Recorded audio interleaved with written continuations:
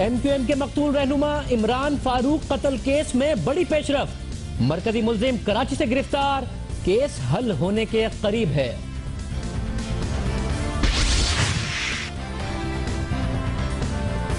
Yemen तनाज़ा जंग से नहीं मुज़ाकरात से हल होगा। मुसीबत में सऊदी भाइयों के कंधे से कंधा मिलाकर चलेंगे। वज़ीर आज़म नवाज शरीफ ने मंसूर हादी की सिफारती हिमायत कर दी, जंग की पॉलिसी मुस्तरद कर दी। यमन तनाज़े पर गैर जानिबदार मौक़िफ़, खलीजी अखबारात को पसंद नहीं आया। खलीजी मीडिया पर पाकिस्तान को शदीद तनकीद का निशाना बनाया जा रहा है। इमरान खान के बाद जमात इस्लामी के अमीर सिराजुल हक भी NA 246 पहुंच गए। दोनों जमातें पेश कदमी कर रही हैं। पीछे कौन हटेगा? इलेक्शन में सिर्फ 9 दिन बाकी हैं। और जुडिशल कमीशन में मुबैना धांधली का केस मजबूत करने के लिए पाकिस्तान तहरीक इंसाफ ने सियासी जमातों से राब्ते करना शुरू कर दिए।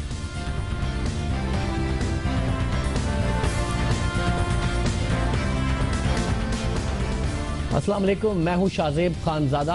प्रोग्राम का आगाज करेंगे। मुत्तहिदा कौमी मूवमेंट के रहनुमा इमरान फारूक कत्ल केस में अहम पेशरफ्त हुई है और इसके लिए ना सिर्फ हम लंदन जाएंगे और अपने नुमाइंदे मुर्तजा अली शाह से तफसीलन पूछेंगे कि इस वक्त लंदन में क्या मामला है, स्कॉटलैंड यार्ड क्या इस हवाले से सोच रही है और क्या पाकिस्तानी हुकूमत और बरतानवी हुकूमत का या बरतानवी लॉ एनफोर्समेंट एजेंसी का स्कॉटलैंड यार्ड का इस हवाले से राबता है या नहीं। साथ साथ इस अहम पेशरफ्त पर मुत्तहिदा कौमी मूवमेंट का मौक़िफ़ भी मालूम करेंगे कि कल कराची में रेंजर्स ने 90 के करीब एक बंगले पर छापा मारा। छापे के दौरान इमरान फारूक कत्ल केस में मुलव्विस अहम मुल्ज़िम मुअज़्ज़म अली खान को गिरफ्तार कर लिया गया।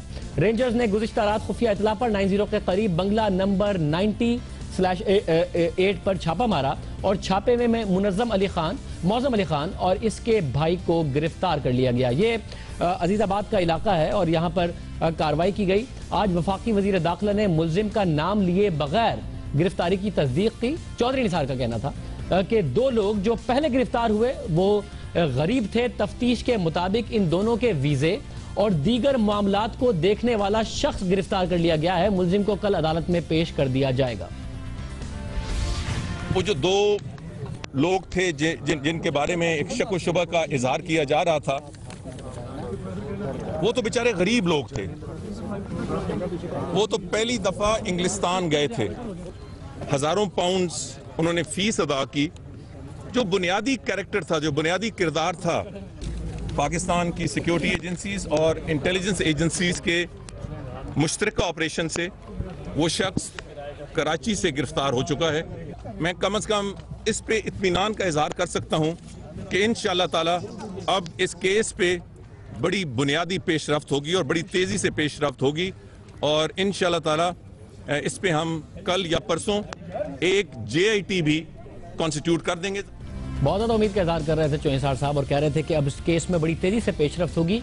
उन 2 लोगों का जिक्र भी किया और कि जिनका बहुत ज़्यादा जिक्र किया जाता है, कह रहे थे चौंसार साहब। और ये वही 2 लोग हैं जिनके बारे में बारहा कहा गया है कि वो पाकिस्तान की तहवील में हैं, मगर हुकूमत ने आज तक इसका एतराफ़ नहीं किया। इस दौरान जब चौंसार साहब मीडिया से गुफ्तगू कर रहे थे तो एक सहाफ़ी ने इमरान फारूक कत्ल केस में मतलूब 2 मुल्जिमान के बारे में सवाल किया तो चौधरी निसार का जवाब कुछ यूँ था।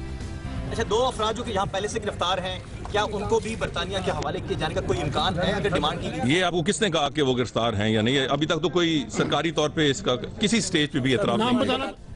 बड़ी दिलचस्प सूरत हाल है। वफाकी वज़ीर दाखिला चौधरी निसार ने जहाँ 2 अफराद जो इमरान फारूक कत्ल केस में कहा जाता है कि गिरफ्तार हुए हैं और पाकिस्तान में तहवील में है और ये आज तक कहा ही जाता है, ज़ाहिर ऑफिशियली इसको एक्सेप्ट नहीं किया गया, तो वफाकी वज़ीर दाखिला ने उन्हें गरीब कहा और ये भी कहा कि उनके पास तो इतने पैसे भी नहीं थे कि वो बरतानिया जाते, वीज़े लगवाते, टिकट लेते और फिर एडमिशन लेते।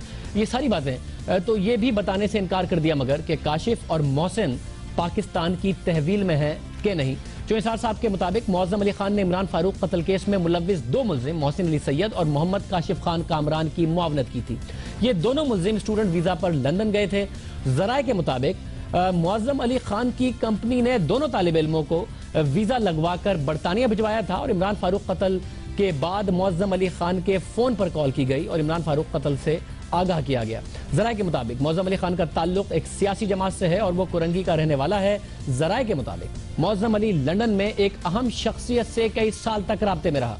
दूसरी तरफ मुत्तहिदा कौमी मूवमेंट ने अपने एक बयान में अजीजाबाद से गिरफ्तार होने वाले इस शख्स से लाताल्लुकी का इजहार किया है और मुत्तहिदा कौमी मूवमेंट की राब्ता कमेटी ने एक बयान में इस बात की वजाहत की है कि मीडिया पर आने वाली इतलात के मुताबिक 12 अप्रैल 2015 को अजीजाबाद से गिरफ्तार किया जाने वाले 2 अफराद का MQM से दूर दूर का कोई भी वास्ता नहीं है। राब्ता कमेटी ने कहा कि ये लोग अजीजाबाद में कई सालों से मुकीम थे, तो MQM के किसी कारकुन की जाती तौर पर तो इनसे सलाम अलैक जरूर हो सकती है, लेकिन MQM के जिम्मेदार या कारकुन की हैसियत से उनका MQM से कोई ताल्लुक नहीं रहा। डॉक्टर इमरान फारूक कत्ल केस में होने वाली इस अहम पेशरफ्त पर हम पहले गुफ्तगू करते हैं और हमारे साथ हमारे नुमाइंदे मुर्तज़ा अली शाह लंदन से मौजूद हैं। जरा जानते हैं कि कितना ये काम कोऑर्डिनेशन से हुआ है, ये शख्स है कौन और इस वक्त लंदन में किस हद तक मामलात हो रहे हैं। मुर्तज़ा, बहुत शुक्रिया कि आप हमारे साथ मौजूद हैं। जरा ये बताइएगा, इस आम शख्स को गिरफ्तार किया गया है, जाहिर है हमारे वजीर दाखिला तो बहुत ज्यादा उम्मीद का इजहार कर रहे हैं कि जी ये बड़ी गिरफ्तारी है और इससे बड़ी अहम पेशरफ्त हुई है आगे मामलात बढ़ने में डॉक्टर इमरान फारूक कत्ल केस में। स्कॉटलैंड यार्ड के पास भी क्या इस शख्स के हवाले से कुछ तफसीलात हैं, वहां क्या मामला है? जी शाज़ेब, मौज़म अली खान की कराची में गिरफ्तारी और चौधरी निसार अली खान का ये कंफर्म करना कि ये वही मौज़म अली खान है जो डॉक्टर इमरान फारूक के कत्ल के मरकज़ी किरदार है, ये इंतहाई अहमियत का हामिल है।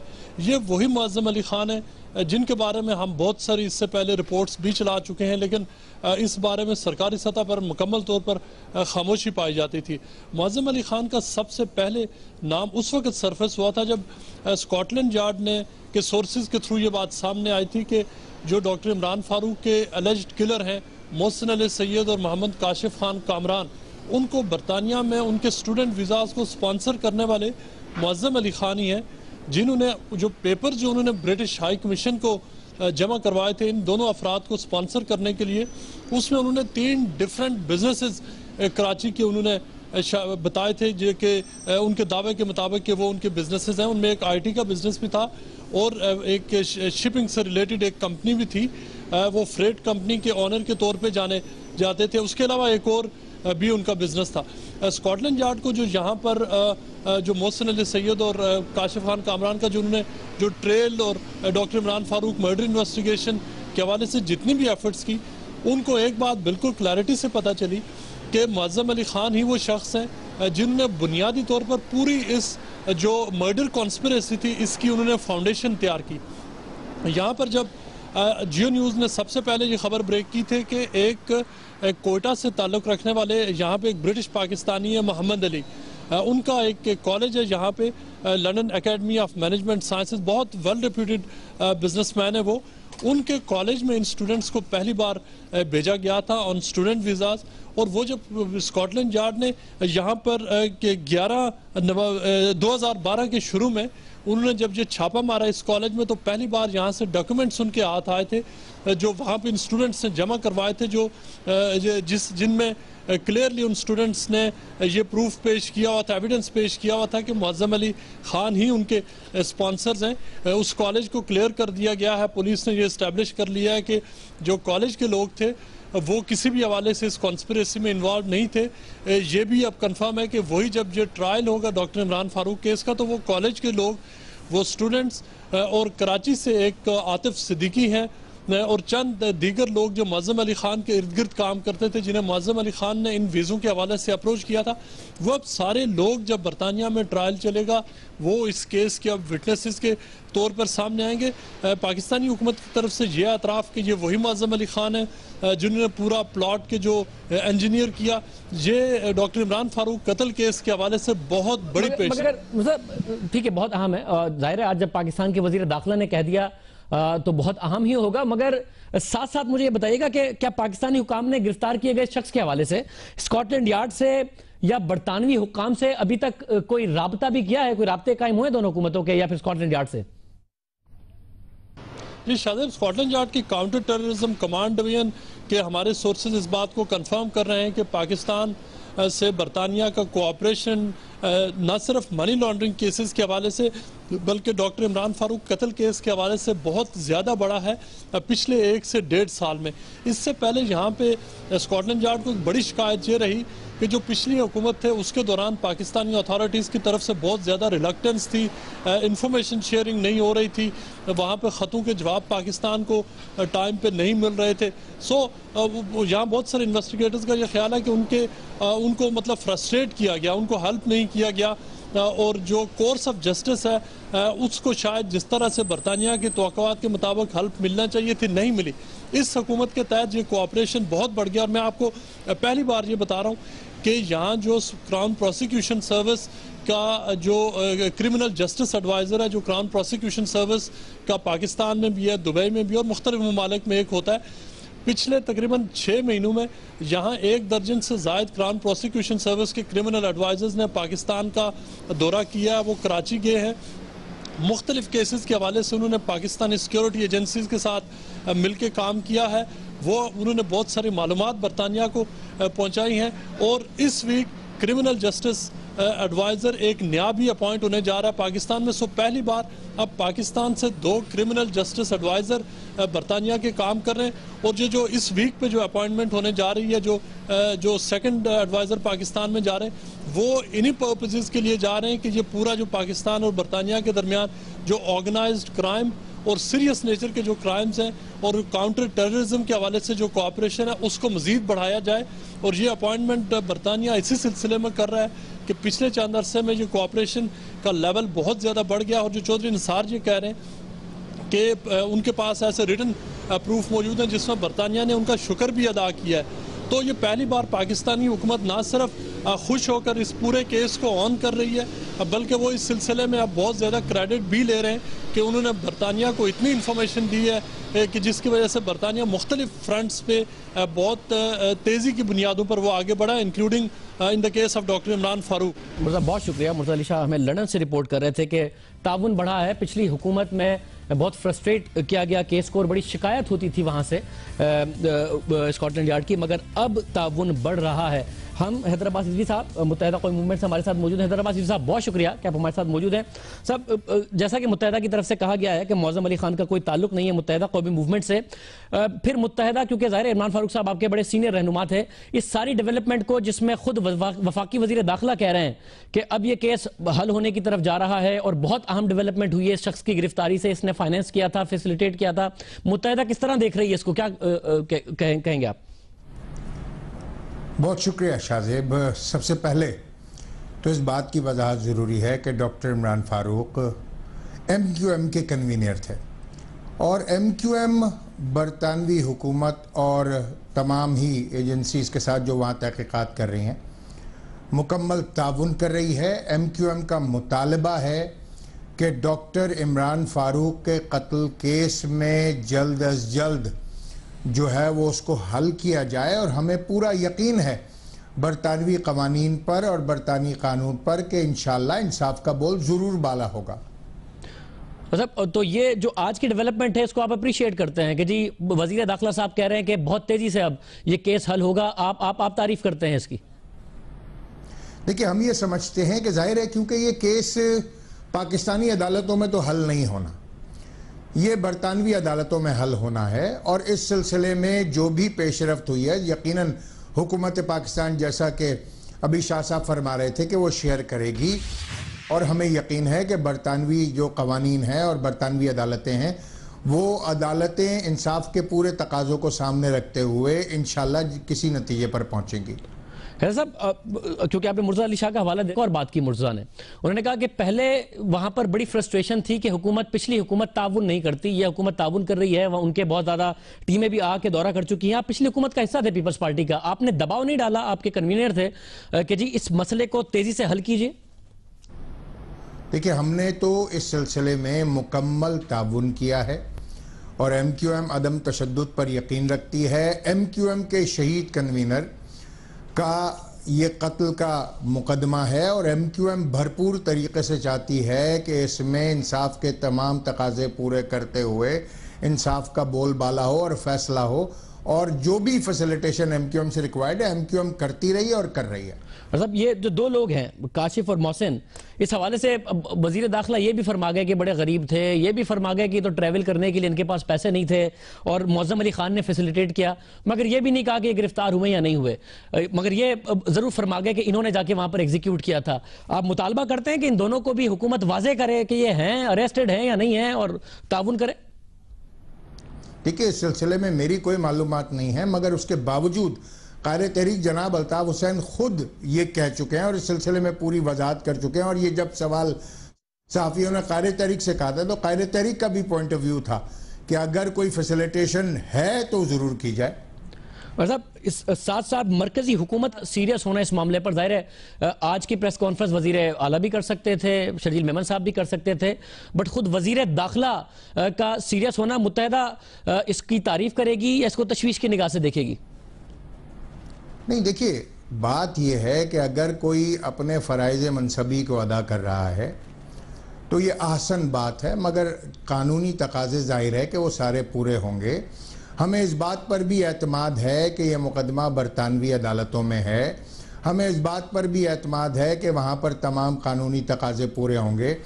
हमें इस बात की भी फ़िक्र है कि यह मुकदमा जो है वो शहीद इनकलाब डॉक्टर इमरान फ़ारूक का है, जो MQM के कन्वीनर हैं, और यकीनन जैसे ये मामला आगे बढ़ेगा इंसाफ के तकाज़े पूरे होंगे और इंसाफ का बोलबाला होगा।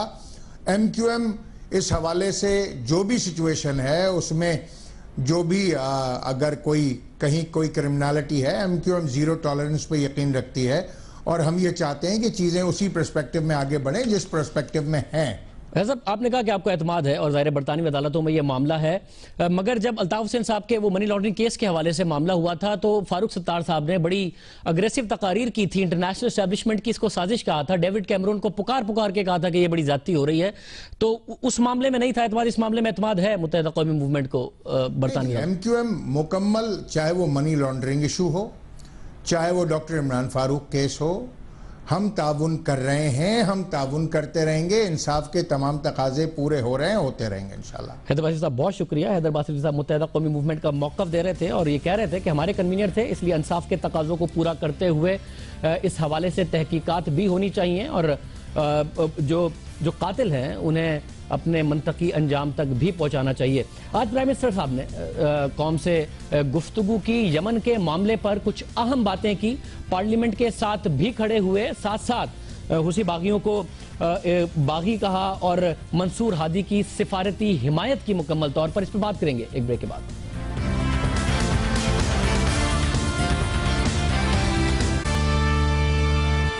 प्रोग्राम में दोबारा खुशामदीद नाज़रीन। गुज़िश्ता 2 हफ्तों से यह खबर मुल्की और गैर मुल्की मीडिया पर छाई रही कि पाकिस्तान यमन जंग में अपनी अफवाज भेजेगा या नहीं। यमन में जारी बहरान पर पाकिस्तानी मौक़िफ़ के हवाले से आज एक अहम पेशरफ्त हुई है जब वज़ीर आज़म नवाज शरीफ का इस मामले पर पॉलिसी बयान सामने आया और इस मौके पर उनके अल्फाज के साथ साथ बॉडी लैंग्वेज भी बहुत अहम थी। काबीना के हमरा खड़े वज़ीर आज़म ने अंग्रेजी ज़बान में तकरीर करते हुए पूरी दुनिया पर वाज़ेह किया कि पार्लियामान की मुत्तफ़िक़ा करारदाद हुकूमत की पॉलिसी के मुताबिक है। वज़ीर आज़म का बयान सामने आने से और इस बयान से कबल अगर हम देखा जाए तो काफ़ी ऐसे खदशात का इज़हार किया जा रहा था कि पार्लियामेंट की करारदाद को नज़रअंदाज करते हुए और दोस्त खलीजी ममालिक के दबाव में आकर पाकिस्तान यमन तनाज़े का फरीक बन जाएगा और खलीजी ममालिक की ख्वाहिश और को तस्लीम कर लेगा। मगर वज़ीर आज़म ने वाज़ेह कर दिया कि फ़ौज यमन की अंदरूनी जंग में हिस्सा नहीं लेगी। अपने बयान में वज़ीर आज़म नवाज शरीफ ने कहा कि पार्लियामान की मुत्तफ़िक़ा करारदाद हुकूमत की पॉलिसी के मुताबिक है। यमन का मसला बातचीत के जरिए हल होना चाहिए। वज़ीर आज़म ने कहा कि सऊदी खुद मुख्तारी और मुक़द्दस मकामात का तहफ़्फ़ुज़ हमारी खारजा पॉलिसी का अहम जुज़ है। पार्लियामेंट की करारदाद में वाज़ेह तौर पर कहा गया है कि मुसीबत के वक्त में सऊदी भाइयों के शाना बशाना खड़े होंगे। वज़ीर आज़म का कहना था कि ईरानी वज़ीर ख़ारजा को बता दिया कि यमन की कानूनी हुकूमत को गिराना नापसंदीदा है। यमन में मंसूर हादी की हुकूमत बहाल होनी चाहिए। हुसियों की बगावत काबिल मुज़म्मत है। वज़ीर आज़म ने कहा कि पार्लियामेंट की करारदाद के हवाले से खलीजी ताउन कौंसिल ममालिक के तहफ़्फ़ुज़ात गलत फहमी का नतीजा है। पाकिस्तान देरीना दोस्तों और स्ट्रेटेजिक पार्टनर्स को मुश्किल वक्त में तनहा नहीं छोड़ेगा। उन्होंने कहा कि पाकिस्तान मसले के हल के लिए सिफारती कोशिशों में मजीद तेजी लाएगा। वज़ीर आज़म नवाज शरीफ ने इस मौके पर और क्या कहा, आइए आपको सुनाते हैं। We are also in touch with other GCC countries to assure them that their disappointment was based on an apparent misinterpretation of Parliament's resolution. Pakistan does not abandon friends and strategic partners, especially at a time when their security is under threat. मियां साहब ने कौम से ये बात की, मगर एक फ़र्क है, जो पार्लियामेंट की करारदाद है और जो मियां नवाज शरीफ साहब ने कहा उसमें कुछ फ़र्क है। उससे पहले हम आपको बताते चलें कि जुम्मे के रोज़ यानी 10 अप्रैल को पार्लियामेंट के दोनों ऐवानों के मुश्तरका इजलास में मंजूर होने वाली मुत्तफ़िका करारदाद में क्या कहा गया था। करारदाद में कहा गया था कि पाकिस्तान को यमन के मामले पर गैर जानिबदार मौक़िफ़ बरकरार रखना चाहिए। यमन में लड़ने वाले तमाम फरीकों को मसले का हल मुज़ाकरात के जरिए तलाश करना चाहिए। करारदाद के मुताबिक सऊदी अरब की सलामती को खतरा लाहक होने की सूरत में पाकिस्तान शाना बशाना खड़ा होगा। यमन में जारी बहरान खित्ते को ज्यादा संगीन मसाइल की जानिब धकेल देगा। करारदाद में मजीद कहा गया कि हुकूमत पाकिस्तान बहरान के पुरअमन हल के लिए मुसलसल कोशिशें जारी रखेगी। इसके साथ साथ अक़वाम मुत्तहिदा और OIC खित्ते में क़याम अमन के लिए किरदार अदा करेंगे। पार्लियामेंट की करारदाद और वजीर आजम के बयान में जो फर्क है जिसका हम जिक्र कर रहे थे वो ये है कि वजीर आजम के बयान में हूसियों की बगावत की भरपूर मजम्मत की गई है, यानी पाकिस्तान के नजदीक हूसी बागी हैं और मंसूर हादी की हुकूमत को बहाल करना जंग बंदी और मसले के हल के लिए अहम कदम साबित हो सकता है। वजीर आजम की अहम पॉलिसी और मशरिक़ वस्ता के सूरत हाल पर बात करने के लिए हमारे साथ सीनियर तज्ज़ियाकार नजम सेठी साहब मौजूद हैं। नजम सेठी साहब, बहुत शुक्रिया कि आप हमारे साथ मौजूद हैं। जो एक बुनियादी फर्क है प्राइम मिनिस्टर की तकरीर में और पार्लियामेंट की रेजोल्यूशन में, वो भी हमने अवाम के सामने रखा। आपके ख्याल में कुछ बदला है या नहीं बदला? जो पार्लियामेंट में कहा गया वजीर आजम उसी पर खड़े रहें? शाहजेब, आप सही कह रहे हैं। तब्दीली हुई है पाकिस्तान के मौक़िफ़ में। जैसे आपने कहा कि पार्लियामेंट का मौक़िफ़ ये था कि ये जो यमन के अंदर जो कुछ हो रहा है वहाँ गैर जानिबदार पाकिस्तान रहेगा, मगर अब वाज़े तौर पे पाकिस्तान की हुकूमत ने एक्स प्राइम मिनिस्टर हादी और सऊदी जो पोजीशन है उसको सपोर्ट किया है और हूथीज़ को इलीजिटिमेट फोर्स करार दिया है और ये कहा कि एक लीगल लेजिटिमेट गवर्नमेंट को अटैक कर रहे हैं और उसकी बहाली पाकिस्तान चाहता है। तो ये तो बहुत स्ट्रेट फॉरवर्ड सी बात है जिसमें उन्होंने अपना स्टैंड जो है न्यूट्रलिटी का खत्म कर दिया है। और मेरा ख्याल है पहले भी मियां साहब ये शायद नहीं चाहते थे कि ये न्यूट्रलिटी वाली चीज बीच में आए, मगर वो इमरान खान की वजह से इसको डालनी पड़ी। अब उन्होंने वाजे कर दिया है कि गैर जानिबदार पाकिस्तान की पोजीशन नहीं है, पाकिस्तान सऊदी अरेबिया की पोजीशन के साथ खड़ा है और वो ये चाहता है कि वहाँ हादी साहब की गवर्नमेंट वापस बरकरार हो और हूथीज़ का जो डिमांड्स हैं वो इलीजिटिमेट हैं। ये बहुत अहम डेवलपमेंट है। मेरा ख्याल है इससे आधा मसला तो जो मिसअंडरस्टैंडिंग जिसे कहा जा रहा है पार्लियामेंट की करारदाद के बारे में जो मिसअंडरस्टैंडिंग नहीं है, वो सऊदीज जो है इससे तो बहुत खुश होंगे और गल्फ के स्टेट्स में इससे खुश होंगे कि पाकिस्तान अब गैर जानिबदार पोजीशन नहीं है। दूसरी बात मैं समझता हूँ एक और बात की तरफ उन्होंने इशारा किया। उन्होंने कहा कि हम बड़ी ग्राउंड सिचुएशन को बहुत गौर से देख रहे हैं और अगर सऊदी टेरिटरी और सॉवरेनिटी के ऊपर कोई खतरा हुआ तो हम उसको डिफेंड करेंगे। मगर ये कहने के साथ साथ उन्होंने ये जो हवाला दिया कि इस वक्त हमारी फौज ज़रबे हज़्म में मसरूफ है और टेररिज्म के खिलाफ कर रही है, मगर अगर जरूरत पड़ी तो हम बिल्कुल साथ देंगे सऊदी अरेबिया को। तो ये इशारा ये है कि अगर ग्राउंड सिचुएशन में कोई ऐसी सिचुएशन होती है या दरकार आती है तो पाकिस्तान के ट्रूप्स भी जा सकते हैं। ये उन्होंने ओपन छोड़ दिया है। यार क्या ठीक है साहब, यहाँ ये जो पोजीशन है प्राइम मिनिस्टर ने ये तो कहा कि जो हूसी हैं वो बागी हैं और लेजिटिमेट हुकूमत थी जिसको गिराया गया। जब सलीम साफ़ी साहब ने सऊदी ऑफिशियल से सवाल किया था तो उनका यही जवाब था कि भाई कैसे मुज़ाकरात हो सकते हैं बागियों के दरमियान और एक लेजिटिमेट हुकूमत के दरमियान, कैसे मुज़ाकरात हो सकते हैं? तो प्राइम मिनिस्टर साहब ने उनकी ये पोजीशन तो मान ली कि एक तरफ बागी हैं एक तरफ लेजिटिमेट हुकूमत, मगर आज फिर कहा कि मसले का हल मुज़ाकरात में है। तो जंग की पॉलिसी को यमन में रिजेक्ट भी कर रहे हैं और उनके एक मौक़िफ़ को एक्सेप्ट भी कर रहे हैं। तो सऊदी अरब मुकम्मल तौर पर खुश होगा या बस आधी बात मानी है? नहीं, मेरा ख्याल है अभी आधी बात मानी है, मगर साथ साथ एक और भी पेशकदमी हो रही है जिसका शायद उन्होंने सिर्फ हवाला ही दिया है मगर वो काफी अहम है। वो ये है कि तुर्की के साथ मिलके और कतर के साथ मिलके और ईरान के साथ नेगोशिएट करके कोशिश की जा रही है कि किसी तरीके के साथ सीज फायर हो। इसीलिए ह्यूमैनिटेरियन इश्यूज का जिक्र किया गया इस बयान के अंदर, और इसको सीज फायर किया जाए ताकि उसके बेसिस के ऊपर नेगोशिएशंस हो सके। आपको पता है कि अब काफी अरसा हो गया सऊदी और ये गल्फ के जो जेट्स हैं ये बम्बार्डमेंट्स कर रहे हैं, और ये ज्यादा देर तक ये बम्बार्डमेंट भी नहीं चल सकती, और बूट्स ऑन ग्राउंड जो है वो बहुत मुश्किल है। इसलिए मेरा ख्याल है शायद सऊदीज भी ये चाहेंगे कि उन्हें कोई मौका मिले, कोई ऐसा एक्सक्यूज मिले जिससे बम्बार्डमेंट खत्म हो और कोई नेगोशिएशंस की तरफ बात आगे बढ़े।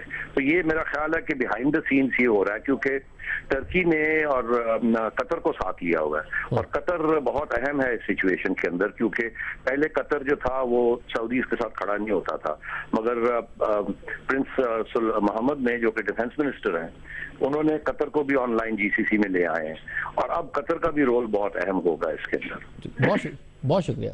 नजम सेठी साहब मौजूद थे, तज्जिया दे रहे थे आज प्राइम मिनिस्टर की जो कौम से उन्होंने बात की, कौम से खिताब किया, उस हवाले से। मगर पार्लियामेंट की मुश्तरका करारदाद एक तरफ है, प्राइम मिनिस्टर साहब ने उसको इंडोर्स किया और आज प्राइम मिनिस्टर की करारदाद के साथ खड़े भी हुए, मगर पाकिस्तान के इस गैर जानिबदार रहने के फैसले को अरब ज़राए इब्लाग, अरब जो मीडिया है वो शदीद तनकीद का निशाना बना रहा है। अबू धाबी से शाया होने वाली इमारात के अंग्रेजी अखबार दी नेशनल ने 11 अप्रैल को अपने इदारिये में लिखा कि खलीजी ममालिक खुसूसन सऊदी अरब और मुत्तहिदा अरब अमारात से करीबी ताल्लुकात के बावजूद पाकिस्तानी पार्लियामेंट में यमन के बहरान में गैर जानिबदार रहने की करारदाद की मंजूरी हैरान कुन है। इदारिये में मजीद कहा गया कि पाकिस्तान और खलीजी ममालिक की कई दिहाइयों पर मुहित ताल्लुकात को देखते हुए पाकिस्तानी पार्लियामेंट ने गैर दानिशमंदाना फैसला किया है। दी नेशनल ने अगले ही रोज यानी 12 अप्रैल को एक और रिपोर्ट शाया की, जिसमें कहा गया कि यमन में गैर जानिबदार रहने का फैसला पाक इमारात ताल्लुकात पर मनफी असरात मुरत्तिब कर सकता है। मजमून में मजीद कहा गया कि खलीजी रियासतों के लिए यह वक्त हकीकी दोस्तों और दुश्मनों की पहचान का है। अखबार ने पाकिस्तान में इमारात की सरमायाकारी और फलाही सरगर्मियों का हवाला भी दिया। इसी तरह मुत्तहिदा अरब अमारात के एक और अंग्रेजी अखबार खलीज टाइम्स ने 12 अप्रैल को अपनी रिपोर्ट में कुवैत के अरबी अखबार अल सियासा का हवाला दिया है और कुवैती अखबार के इदारिये में पाकिस्तान को शदीद तनकीद का निशाना बनाया गया है। सफ़े अव्वल पर शाया होने वाले मजमून में अखबार के एडिटर का कहना था कि खलीजी ममालिक को अपने दिफा के लिए पाकिस्तान की जरूरत नहीं।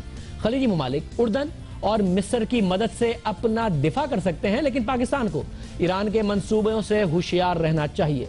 इसके साथ साथ गुज़िश्ता रोज जियो न्यूज़ के प्रोग्राम जिरगा में इंटरव्यू देते हुए सऊदी वजीर बराए मजहबी उमूर और उनके मुशीर अब्दुल अजीज बिन अब्दुल्ला का कहना था कि यमन में दो फरीक नहीं बल्कि जालिम और मजलूम की लड़ाई है। इस मामले पर सालिसी की बात करना मजाक है। पाकिस्तान तुर्की या कोई और सालिसी कर सकता है, और अगर करने लगे तो ममलिकत सऊदी अरब उसको सालिसी का इख्तियार देने के लिए आमादा है। الصلح إذا كان ما بين فئتين متحاربتين सुलह तो दो मुतहारिब ग्रुपों के दरमियान करवाई जाती है। यहाँ एक तरफ बागी हैं और दूसरी तरफ यमन की कानूनी हुकूमत है जो कि मजलूम है। हम मजलूम का साथ देंगे और जालिम का हाथ रोकेंगे।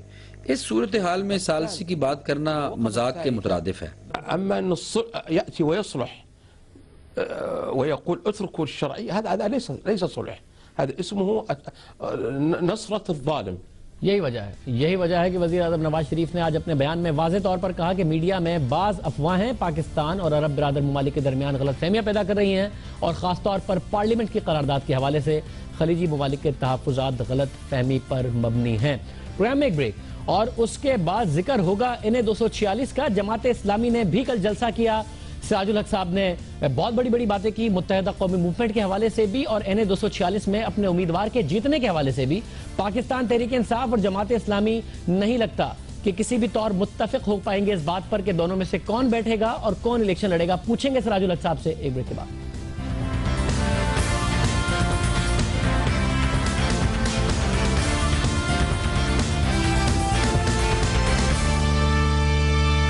प्रोग्राम में दोबारा खुशामदीद नाजरीन। कल जमात इस्लामी भी NA 246 के हवाले से मैदान में उतरी।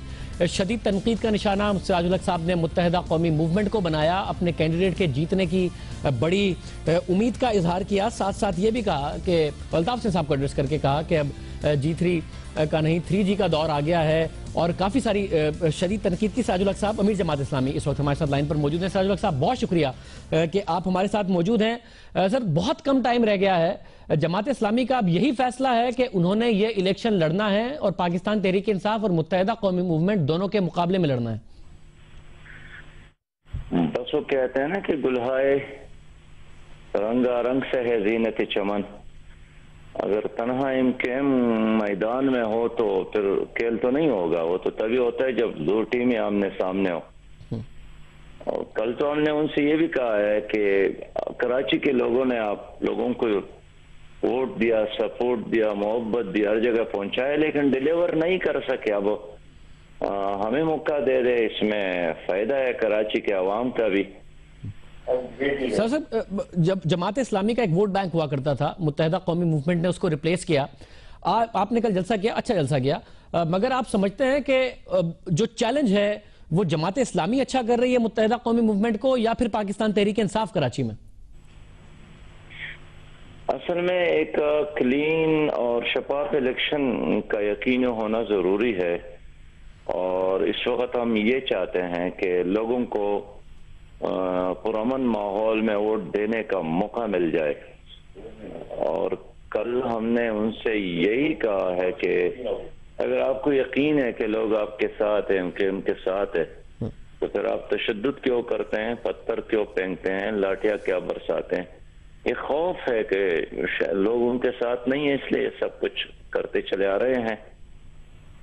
मगर साहब मैं जानना चाहूंगा क्या जमात इस्लाम और पाकिस्तान तहरीक इंसाफ का राबता हुआ है कि आपने या उनसे दरख्वास्त की हो कि वो अपना कैंडिडेट बिठा लें, या तहरीक इंसाफ ने आपसे दरख्वास्त की हो अभी तक? हम दोनों ने की है। अच्छा, आपने तहरीक इंसाफ से दरख्वास्त की है कि वो अपना कैंडिडेट बिठा लें? हम दोनों ने की है। आपकी तरफ से क्या जवाब गया और उनकी तरफ से क्या जवाब आया?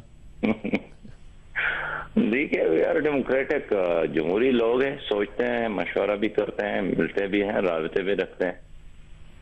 तो साहब, आप खुद कराची आके गए कल, और आपकी ज़ाहिर है कराची की क़यादत चाहती है कि इलेक्शन लड़े, और पाकिस्तान तहरीक इंसाफ की भी कराची की क़यादत चाहती है कि इलेक्शन लड़े। फिर इमरान खान और आपके बड़े अच्छे ताल्लुकात हैं, बड़े अच्छे मरासिम हैं, आपकी धरने में भी बड़ी बड़ी कोशिशें रही।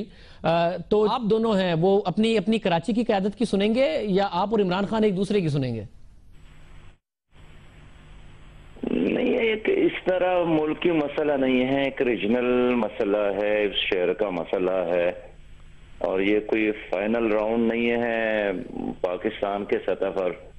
इसलिए कि जिस चीज का जहां तक हुदूद अरबा हो उसी में देखने की जरूरत है, न पूरी दुनिया की सतह पर है न मुल्क की सतह पर। कराची के एक हल्के का मसला है, इससे न कोई हुकूमत बनती है न हुकूमत जाती है, बस सिर्फ एक नुमाइंदगी है, एक हल्के का खाली है। और जाहिर है वहाँ आइन के मुताबिक और रूल्स के मुताबिक किसी न किसी ने मेंबर बनना है, और ज्यादा देर तक तो खाली नहीं रहेगा।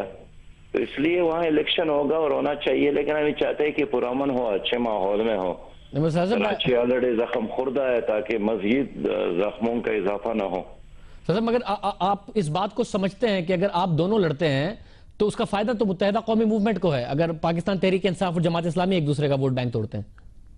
असल में जी, अगर पुरअमन इलेक्शन हो जाता है और आवाम को कोई रिलीफ मिलता है तो फायदा आवाम को मिलना चाहिए। बहुत शुक्रिया। पार्टी के बजाय आवाम को फायदा हो। बहुत शुक्रिया। सिराजुल हक साहब इस्लामी हमारे साथ मौजूद थे और कह रहे थे कि हम दोनों ने एक दूसरे से दरख्वास्त की है। जमात इस्लामी ने मुत्तहिदा कौमी जमात इस्लामी ने पाकिस्तान तहरीक इंसाफ से, और पाकिस्तान तहरीक इंसाफ ने जमात इस्लामी से कि अपना अपना उम्मीदवार बिठा लें, मगर उन्होंने कहा कि कोई इतना बड़ा मसला नहीं है, एक हल्के का मसला है। देखते हैं कि कौन किसके हक में फैसला करता है, या फिर दोनों अपने अपने हक में फैसला करते हैं। प्रोग्राम में एक ब्रेक शामिल करते हैं। जुडिशल कमीशन के हवाले से पाकिस्तान तहरीक इंसाफ ने दूसरी जमातों से राब्ता किया है कि सबूत लेकर चलते हैं और जुडिशल कमीशन के सामने चलते हैं, और साथ साथ नजम सेठी साहब ने और इफ्तिखार चौधरी साहब ने जुडिशल कमीशन से राब्ता किया है कि हमारा भी मौक़िफ़ सुनिए। तो क्या करेगी पाकिस्तान तहरीक इंसाफ, पूछेंगे जहांगीर तरीन साहब से एक ब्रेक के बाद।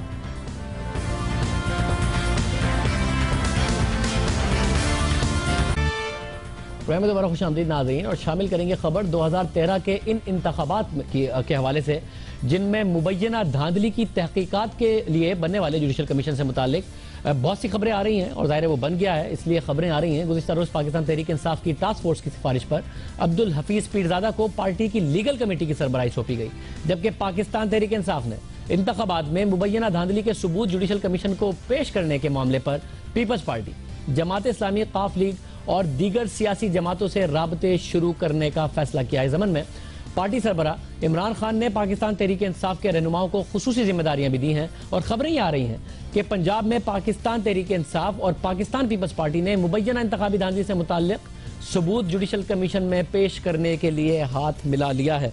इस हवाले से हम तफसीलन गुफ्तगू करते हैं, और हमारे साथ जहांगीर तरीन साहब मौजूद हैं पाकिस्तान तहरीक इंसाफ। तरीन साहब, बहुत शुक्रिया सर कि आप हमारे साथ मौजूद हैं। ये मुझे बताइएगा कि खबरें हर किस्म की आ रही हैं, जैसा कि मैंने आवाम के साथ शेयर भी किया। आप बताना चाहेंगे कि किन किन जमातों से राब्ता हुआ है और मुख्तलिफ जमातों का क्या रेस्पॉन्स आया है, और पाकिस्तान तहरीक इंसाफ की तरफ से उन्हें क्या रेस्पॉन्स दिया गया है? शायद ऐसा है कि हमने बलूचिस्तान में मुख्तलिफ जमातों से रब्ता किया है, बल्कि लोगों ने हमसे भी डायरेक्ट रब्ता किया है, और वहाँ पे सैयद एहसान शाह साहब हैं, मेरा ख्याल BNP नजरियाती ग्रुप के हैं, वो भी शामिल हो रहे हैं। जो अख्तर मेंगल साहब की अपनी BNP है, और उनके पास भी कई हलकों के सबूत मौजूद हैं, और वो भी जुडिशल कमीशन में आएंगे, डायरेक्टली आएंगे मेरा ख्याल है वो। तो इसके अलावा पीपल्स पार्टी वैसे शामिल हो गई है, काफ वैसे शामिल हो गई है, तो बाकी MQM के अलावा मेरे ख्याल तमाम जमातें जो है शायद MQM और PML नून के अलावा इस जुडिशल कमीशन में शामिल हो जाएंगी और हो गई हैं, शामिल हो जाएगी और हो गई है। सब एक अहम डेवलपमेंट हुई है, और वो है इफ्तिखार चौधरी साहब के हवाले से। वो उन्होंने भी जुडिशल कमीशन से राब्ता किया है कि वो अपना, अगर वो, क्योंकि उनके ऊपर बहुत ज्यादा इल्जामात लगाए गए, फिर नजम सेठी साहब उन्होंने भी जुडिशल कमीशन में वो भी अगर अपना मौकफ देने आते हैं, अपना नाम क्लियर करना चाहते हैं, तो सबूत हैं आप लोगों के पास तगड़े, जितने कंटेनर पे खड़े होकर खान साहब ने इल्जामात लगाए थे, ये दोनों नाम क्लियर करके चले जाएंगे अपना? देखिए, जो भी हमारे पास सबूत मौजूद हैं, जिन बातों की वजह से ये सारी यहाँ तक बात आई थी, जो हमें सबूत मिले थे, हम जरूर पेश करेंगे। और ये ट्राइब्यूनल जुडिशल कमीशन के सामने वो 3 जज सुप्रीम कोर्ट के हैं, वो फैसला करेंगे कि ये किस किस्म के सबूत है। मगर ये तो बिल्कुल ही खुली बात है कि इलेक्शन कमीशन ऑफ पाकिस्तान ने जिस तरह से ये इलेक्शन कंडक्ट की, वो आइन के मुताबिक बिल्कुल नहीं थी, जहाँ पे फेयरली, ऑनेस्टली, जस्टली के 3 लफ्ज इस्तेमाल किए जाते हैं, और ये इंशाअल्लाह ताला हम सबको साबित करने में कामयाब हो जाएंगे जुडिशल कमीशन। वो आपने कहा कि जुडिशल कमीशन में आप कामयाब हो जाएंगे साबित करने में कि जिस तरीके से इलेक्शन कमीशन को इलेक्शन कराना चाहिए था वैसे नहीं कराए गए। मैं 2 शख्सियात के हवाले से फिर पूछ लेता हूँ। कोई 22 अरब रुपए का 20 अरब मेरा ख्याल है इफ्तिखार चौधरी साहब के हैं, 2-2.5 अरब रुपए नजम सेठी साहब ने हरजाना किया हुआ। अगर ये अपना नाम क्लियर कर गए तो इतने सारे पैसे हैं पाकिस्तान तहरीक इंसाफ के सरबराह इमरान खान साहब के पास कि इनके हरजाने के पैसे दे सकें? नहीं, हरजाना तो उन्होंने किया हुआ है, तो हम तैयार हैं फेस करने के लिए। और ये मैं आपको बता दूं कि जो हरजाने का होता है उसका सबूत उनको प्रूव करना पड़ता है कि क्या वाकई उनकी रेपुटेशन बहुत अच्छी थी। तो ये जब आएंगे कोर्ट में, जब बैठेंगे और हम अपना सबूत पेश करेंगे जो हमारे पास है चीफ जस्टिस साहब के बारे में भी और नजम सेठी साहब के बारे में भी, तो फिर कोर्ट में ही फैसला होगा। अब भी तो इस वक्त कम वक्त है कि हम कोई बात करें, कोर्ट में जो बात होगी देखा जाएगा। बहुत शुक्रिया। जहांगीर तरीन साहब हमारे साथ मौजूद थे और बता रहे थे कि नून लीग और मुत्तहिदा कौमी मूवमेंट के अलावा तकरीबन तमाम मेन स्ट्रीम जमातों ने, बलूचिस्तान की भी जमातों ने उनसे रब्ता कर लिया है और मिलकर सबूत मुहैया किए जाएंगे जुडिशल कमीशन को। इस हवाले से जो भी डेवलपमेंट होगी हम आपके सामने रखते रहेंगे। साथ साथ नून लीग ने भी अपनी लीगल टीम तश्कील दे दी है ताकि जुडिशल कमीशन में वो उनका मौकफ बयान कर सके। आज के प्रोग्राम में इतना ही। कल के प्रोग्राम में कल की खबरों के साथ, उन पर तफसीली तबसरों के साथ आपसे एक दफा फिर मुलाकात होगी। शाहजेब खानजादा को याद दीजिए। अल्लाह हाफिज़।